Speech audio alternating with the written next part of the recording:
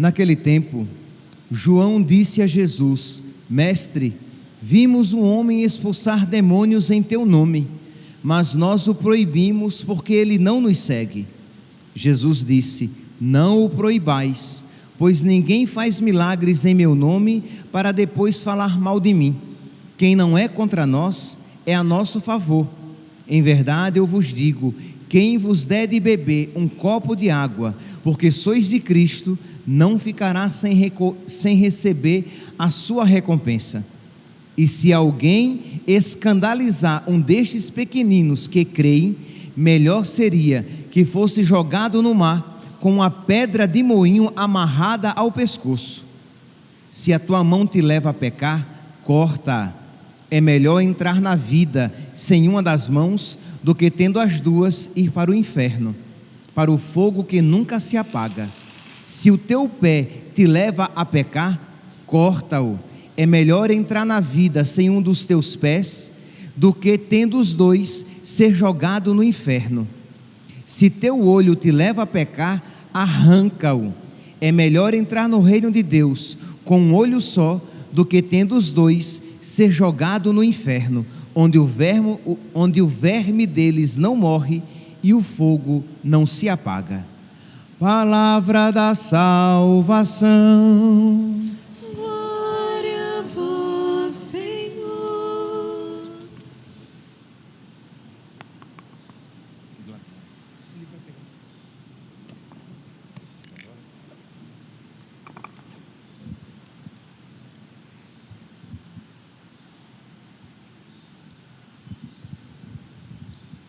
Caríssimos irmãos e irmãs, estamos celebrando o 26º domingo do tempo comum.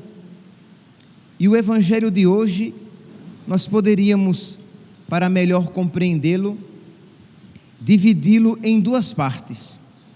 Na primeira parte, Jesus nos dá esse ensinamento: quem não é contra nós é a nosso favor. Diz aqui a passagem que João, o apóstolo São João, ele viu um homem expulsando demônios em nome de Cristo, e ele proibiu. E Jesus diz: olha, não o proibais, pois ninguém faz milagres em meu nome para depois falar mal de mim. Quem não é contra nós é a nosso favor. Então aqui nós vemos essa realidade que nós compreendemos hoje, isto é, que já no tempo de Jesus, existiam pessoas que não pertenciam ao grupo de Jesus, e hoje nós podemos dizer que existem aquelas pessoas que não pertencem à igreja de Cristo, mas que estão como que espiritualmente ligados por causa da fé. Uma fé ainda em germe, uma fé ainda incipiente, pequena, mas estão espiritualmente ligados. Então da nossa parte, o que? Nós rezamos para que esta fé cresça, e um dia esses que não pertencem à igreja de Cristo, mas que estão espiritualmente a ela ligados, possam se abrir totalmente com a fé já desenvolvida e pertencer à igreja de Cristo, onde haverá um só rebanho e um só pastor. Então Jesus, ele diz isso: olha, não o proibais, isto é, nós não devemos dissuadir ninguém de fazer o bem, porque até mesmo um copo d'água, Marcos capítulo 9, versículo 41, em verdade eu vos digo, quem vos der a beber um copo d'água, porque sois de Cristo, quem fizer algo por causa de Cristo, porque quer agradar a Cristo, não ficará sem recompensa. Pois bem, é a primeira parte em que isso nos dá, em que Jesus nos dá esse ensinamento. Mas eu gostaria de aprofundar a segunda parte, em que diz então, versículo 42, Marcos capítulo 9, versículo 42, e Jesus continua: se alguém escandalizar um destes pequeninos que creem, melhor seria que fosse jogado no mar, com a pedra de moinho amarrada ao pescoço. É uma das palavras mais firmes de nosso Senhor. Isto é, aquele que causa escândalo a um pequenino que crê. Isto é, a alguém que não tem ainda uma fé madura. Isto é, todos nós, meus santos, todos nós somos escandalizáveis e todos nós podemos escandalizar, porque aqui nós devemos entender o que significa o escândalo. Quando nós falamos de escândalo, nós achamos que é algo assim chamativo, algo exagerado, mas biblicamente falando, escândalo é o que? Quando você escandaliza alguém, você se tornou pedra de tropeço para alguém. Você se tornou ocasião de pecado para alguém. Então percebe que neste sentido, todos nós somos escandalizáveis e todos nós, infelizmente, podemos ser causa de escândalo. Todos nós podemos tropeçar e todos nós, livre-nos Deus, podemos ser causa de tropeço. Então Jesus diz: aquele que for causa de tropeço, aquele que for causa de pecado para alguém, melhor seria que uma pedra de moinho lhe fosse amarrada ao pescoço e ele fosse jogado ao mar. Meus irmãos, nós temos que ter em mente essa realidade de nós não apenas querermos ir para o céu, nós devemos querer ir para o céu, mas também devemos pedir a Deus a graça de nunca sermos ocasião de inferno para ninguém. Isto é, eu quero ir para o céu e quero levar para o céu muitos comigo. Não quero ser ocasião de pecado para nenhuma pessoa, porque nós sabemos muito bem, e se não sabemos, que iluminemos a nossa consciência, as nossas atitudes aqui na terra, no tempo, elas têm uma repercussão eterna. Aquilo que nós fazemos, aquilo que nós dizemos, aqui as nossas atitudes exteriores, elas têm uma repercussão na vida interior das pessoas. Então nós devemos ser muito ciosos, não apenas da nossa salvação, mas também da salvação das outras pessoas. Então aqui, com a palavra tão firme de nosso Senhor, é a ocasião então de nós nos perguntarmos: será então que eu não fui ou estou sendo ocasião de escândalo, de tropeço para alguém? É uma realidade que se confessa pouco, isto é, de pessoas que vão ao confessionário e se acusam de terem sido ocasião de pecado para outras pessoas no passado. Então é algo que nós precisamos refletir. Isto é, imagine, isso vale para as moças e para os rapazes, isso vale para as mulheres e para os homens. Quando uma pessoa se veste, quando acentuando as suas partes eróticas, sensuais, uma pessoa que se veste para se tornar sensual, sexy, realidade que para o mundo é muito tranquila. O mundo nem se escandaliza com isso, porque acha que o que é bonito é para se mostrar, enquanto nós, que temos fé, sabemos que o nosso corpo é templo do Espírito Santo, e que se eu me vestir de uma maneira insinuante, eu posso levar ao pecado outras pessoas, e me tornarei responsável pelo pecado daquelas pessoas. Então percebe que é algo muito grave. No dia do juízo, nós responderemos não apenas pelos pecados que nós praticamos, mas pelos pecados que nós podemos ter levado outras pessoas a cometer. Percebe que é algo gravíssimo. Então não é simplesmente um rigorismo quando o sacerdote fala que os homens e as mulheres precisam estar bem vestidos de uma maneira digna. Quando eu digo bem vestidos, eu não digo que você precise vir com a roupa muito bonita, não é isso, não é roupa bonita ou roupa feia, é roupa digna ou roupa indigna, é uma roupa modesta ou uma roupa sensual, pecaminosa, é uma roupa que agrada a Deus e uma roupa que agrada ao diabo, porque se você se veste de uma maneira, uma roupa decotada, uma roupa apertada para mostrar os seus músculos, uma roupa decotada para mostrar as suas curvas, uma saia inadequada, uma calça mais justa do que tudo.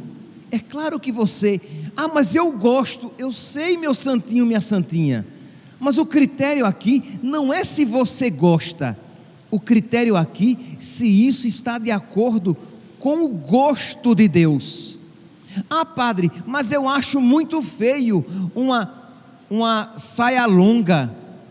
Mas a questão aqui não é se você acha feio, a questão aqui é se é adequada uma saia curta.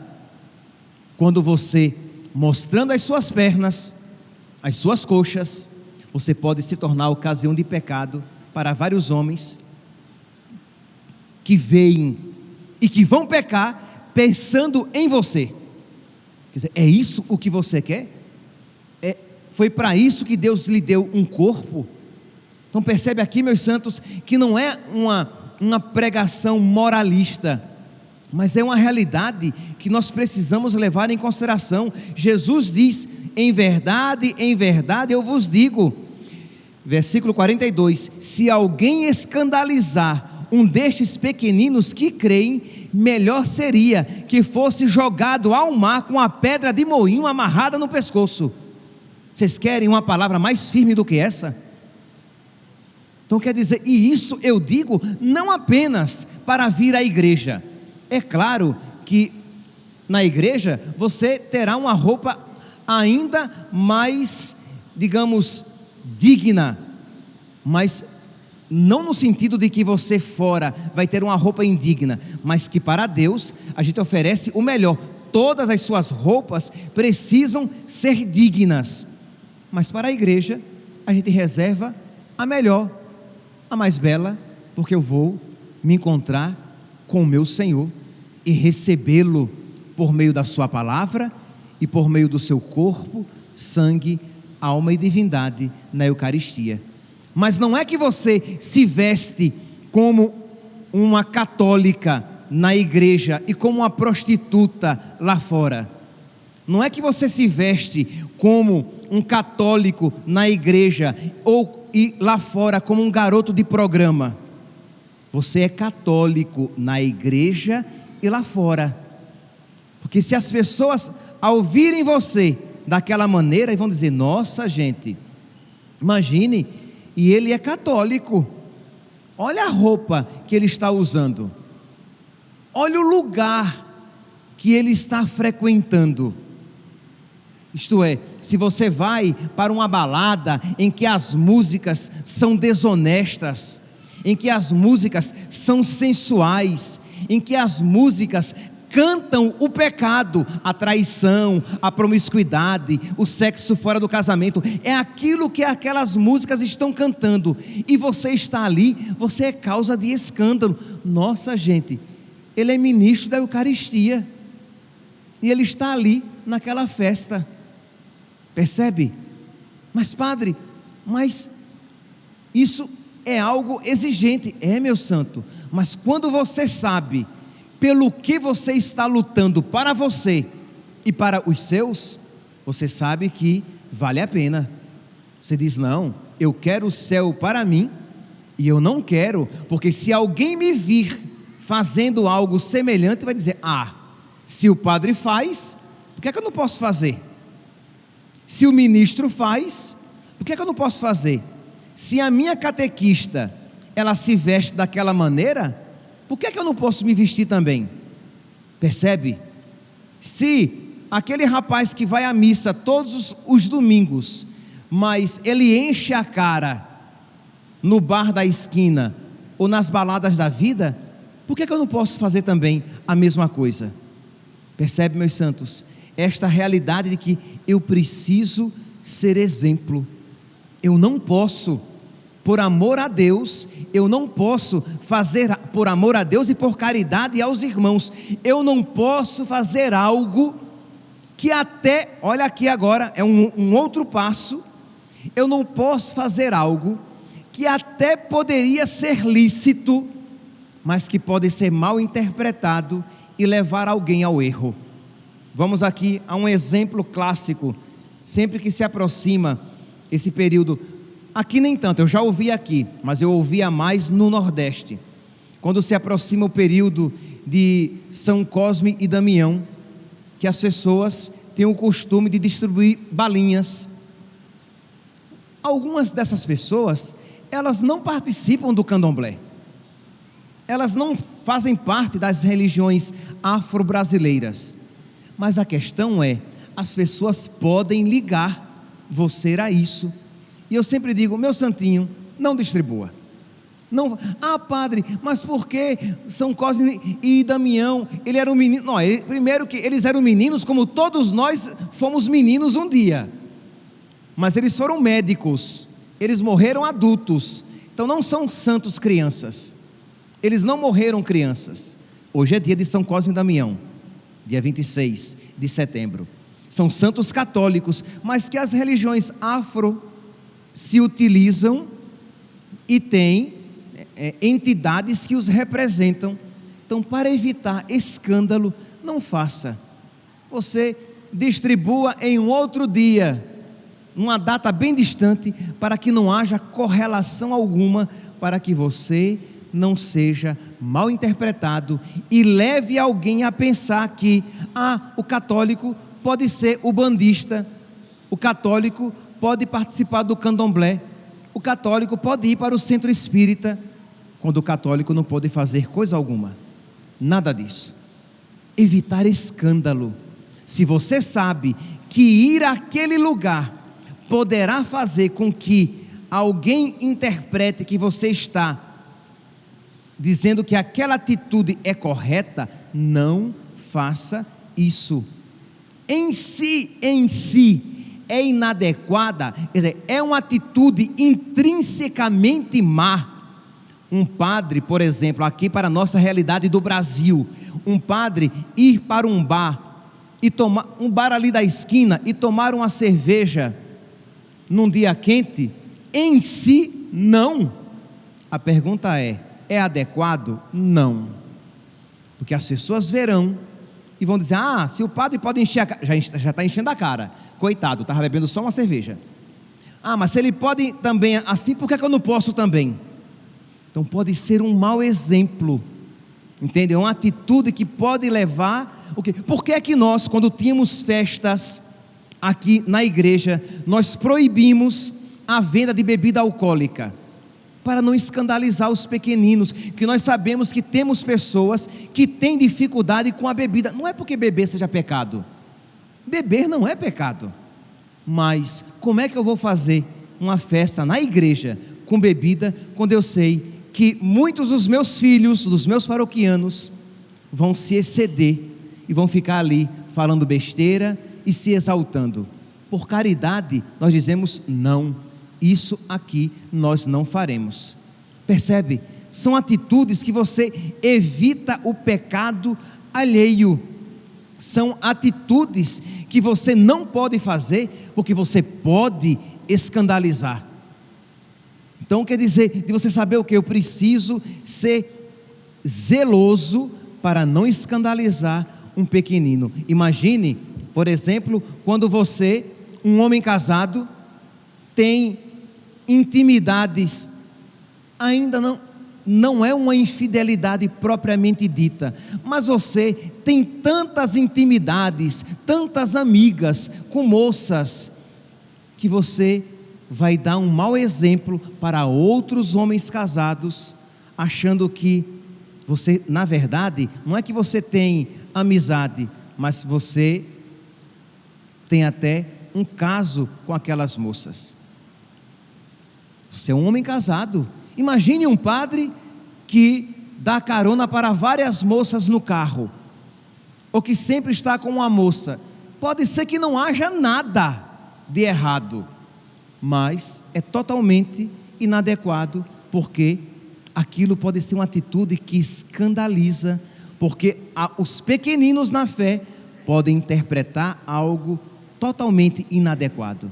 Então, por caridade, você procura ter uma atitude inequivocamente sacerdotal. O homem casado, a mulher casada, uma atitude inequivocamente fiel, para não ser ocasião de pecado para outras pessoas. A advertência, meus santos, de nosso Senhor, ela é muito, muito firme. Quem escandaliza um pequenino, imagine uma família católica, de igreja, de missa dominical, quando às vezes até mais ainda do que missa dominical, vai outras vezes, mas que em casa, no ambiente, eles moram num prédio, num apartamento, e eles brigam, e quando eles brigam e discutem, eles dizem horrores. Imagine o escândalo para as pessoas dos outros apartamentos, que ouvem e dizem, olha, e vão para a igreja, e eles são de igreja, por isso que eu não vou para a igreja. Quer dizer, você se torna uma pedra de tropeço, quando você acha que as suas atitudes não têm repercussão na vida dos outros. Então você precisa, claro, meus santos, aqui eu estou dizendo o que deve ser feito. E, padre, como alcançar esse ideal? Suplicando a nosso Senhor, na sua oração cotidiana, a graça de Ele curar o seu coração. Então, por exemplo, se você diz assim, padre, mas eu gosto tanto, padre, dessas roupas, eu só gosto de roupa assim. Pois bem, minha santinha, você vai pedir a nosso Senhor, pois bem, meu santinho, você vai pedir a nosso Senhor que Ele mude o coração, e enquanto não muda, com dor, você já vai fazendo aquilo que deve ser feito, porque se a tua mão te leva ao pecado, corta-a. É melhor entrar sem uma mão no céu, do que com as duas no inferno. Se o teu pé te leva ao pecado, corta-o. É melhor entrar sem um pé, sem uma perna no céu, do que entrar com os dois no inferno. Se o teu olho te leva ao pecado, arranca-o.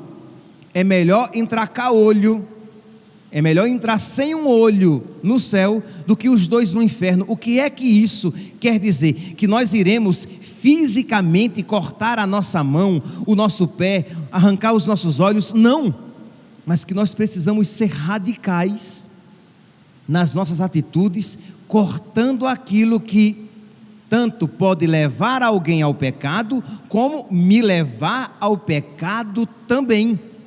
Então aqui, nessa segunda apresentação de nosso Senhor, quando Ele fala de cortar a mão, cortar o pé, arrancar o olho, também pode ser aplicado naquelas atitudes pessoais, também nas atitudes públicas, isto é, você que diz, eu gosto tanto dessas músicas, perdi o nome que se usa, tá bom, mas esses que canta a infidelidade, que canta a prostituição, que canta a vingança, que canta a promiscuidade dos relacionamentos, eu gosto tanto. Pois bem, você então vai fazer esse sacrifício e dizer, isso nunca mais na minha casa tocará, isso nunca mais no rádio do meu carro tocará, e se eu tiver no meu pendrive essas músicas, eu irei apagá-las. Padre, eu gosto tanto de acompanhar algumas séries pela internet, mas tem algumas cenas sensuais. Pois bem, meu santinho, enquanto você não desgosta, você já cancela a sua assinatura daquilo que está levando você para o pecado, ou pelo menos você vai selecionar claramente o que você vai assistir, porque é melhor você se dar esse desgosto e entrar no céu, do que fazer todos os seus gostos aqui na terra e ir para o inferno. Meus santos, o inferno não é uma coisinha que nós falamos para assustar as pessoas e fazê-las boazinhas. O inferno é uma realidade a respeito da qual Jesus falou várias vezes. Na Sagrada Escritura, Jesus falou mais do inferno do que do céu. Na Sagrada Escritura, se você for contar as vezes que Jesus se referiu ao inferno e as vezes que Jesus se referiu ao céu, ele falou mais do inferno, para nos advertir, para que nós não caminhemos para ele, porque essa nossa tendência de querer ser de Jesus, sem renunciar nada, não existe. Quem quiser me seguir, renuncie a si mesmo. Nós precisaremos renunciar a alguns gostos. Padre, eu sempre, de 10 vezes que eu bebi, 5 vezes eu me excedi e me embebedei. Meu santo, você não pode beber. Você, infelizmente, você não tem equilíbrio. Você provavelmente é um alcoólatra. Ah, padre, eu não sou não, eu sei me controlar. Sabe nada, rapaz. Se você 50% você se excede, você não sabe. Então, acabe com isso. Ah, mas eu gosto tanto. Pois bem, mas é melhor entrar no céu tendo renunciado essas coisas, com essa tristeza aqui na terra, do que tendo bebido todas e ir para o inferno. Aquele grupo de WhatsApp que as pessoas mandam besteira e você não quer perder aqueles amigos, meu santo, corte. Você já falou, olha gente, se vocês continuarem mandando essas coisas, eu saio. Eles não respeitaram? Saia, porque quem ama mais seu pai e sua mãe mais do que a mim, não é digno de mim. Mas padre, eu vou perder os meus amigos. É melhor entrar no céu sem estes amigos, do que ir com todos eles para o inferno. Então, ou nós somos radicais, ou nós iremos nos perder, porque essa atitude de querer ter um pé lá e outro cá, de acender uma vela para Deus e outra para o diabo, não dá certo. Jesus diz, quem comigo não recolhe, espalha. Quem não está comigo, está contra mim. Mas padre, isso é muito forte. Peça a força do Espírito Santo. Padre, isso é muito radical. Peça a graça de amar, porque quem ama é radical. Se o amor for verdadeiro, ele é sempre radical. Então pedir essa graça de você ter a força necessária de romper com essas realidades. Porque se você, quando se encontra com aquelas suas amigas, elas ficam falando dos carinhas bonitos e indicando sempre com pontos sensuais, a pergunta é, essas suas amizades, minha santinha, agradam a Deus? Essas suas amigas, elas estão ajudando você a caminhar para o céu? Ah, padre, mas eu quero levá-las para o céu. Ok, mas a pergunta é, você está conseguindo levá-las para o céu? Ou elas estão mundanizando você? Porque se nas conversas elas não respeitam você, elas estão levando você para o pecado. Então a palavra de Deus é clara, nós precisamos preferir Deus a qualquer pessoa, preferir Deus a quem quer que seja. Se aquelas pessoas me afastam de Deus, eu quero Deus, porque eu prefiro arrancar o meu olho, isto é, algo a que eu estou apegado, algo que me custa muito, mas eu prefiro arrancar o meu olho e entrar no céu sem ele, do que com os dois caminhar para o inferno. Padre, eu tenho dificuldade, padre, no uso do Instagram, porque eu começo ali e eu sempre vou olhar para mulheres em poses sensuais, ou vou olhar para homens. Pois bem, meu santinho, infelizmente, pelo jeito, você vai ter que desinstalar esse aplicativo, porque você pode viver sem o Instagram, mas você não pode viver em pecado mortal constantemente, porque todos os pecados contra o 6º e o 9º mandamento são graves, são mortais. Não existe, essa é a moral católica, não é a minha moral. A moral católica diz que não existe matéria leve nos pecados contra o sexto e o nono mandamentos. São sempre pecados graves, são sempre pecados mortais. Ora, se você ficar olhando ali, as moças vestidas, sim, mas com aquelas roupas mínimas, naquelas poses sensuais, você fica olhando aqueles rapazes, naquelas roupas sensuais, mostrando os seus músculos, e tentando ser sexy, é claro que você já está pecando contra o sexto, contra o nono, e talvez leve você até mesmo a pecar contra o sexto mandamento. Então, mas padre, eu não sei viver sem o Instagram. Você não sabe viver sem Deus, rapaz. Que história é essa que não sei viver sem o Instagram? Que eu não sei viver sem o Facebook? Que eu não sei viver sem o WhatsApp? A quantas pessoas eu já aconselhei o quê? Usar o celular analógico. Olha, tira o celular que tem acesso à internet, é só mesmo ligação, porque se você não está conseguindo guardar a sua pureza, é melhor você ter um celular que só faz ligação e recebe SMS, do que você, com um celular, com o iPhone 13, ir para o inferno. Exatamente isso que Jesus está dizendo, e que nós, meus santos, precisamos pedir a Deus que nos dê essa consciência dos santos. Imagine a rainha Blanca de Castela, mãe do rei Luís da França, hein? São Luís, rei de França, que disse: meu filho, eu prefiro ver-te morto aos meus pés, a saber que cometeste um pecado mortal.